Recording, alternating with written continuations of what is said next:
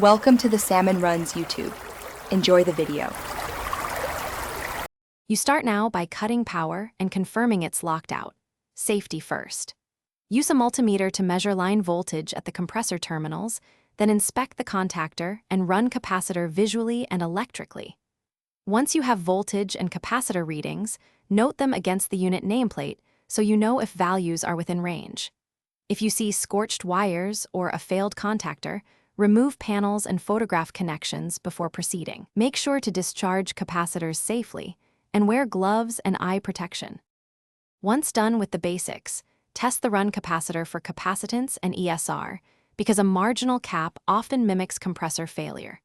Then measure compressor winding resistance and insulation with an ohmmeter and megometer.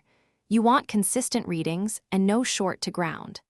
If compressor replacement is required, you must evacuate refrigerant to recovery tank per regulations, then unbraze and remove the unit. Keep organized hardware and label lines so reinstallation matches original routing and avoids kinks or stress.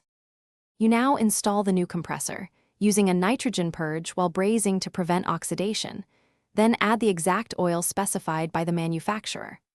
Next, replace the filter dryer, evacuate the system to 500 microns, and backfill with the exact refrigerant charge listed on the nameplate. Start the unit and monitor current draw, suction, and head pressures and temperatures for 10-15 minutes to ensure stable operation. If the compressor hums but won't start, check capacitor and relay first. Often a bad start capacitor causes that symptom. Thanks for watching. Consider subscribing if we helped you.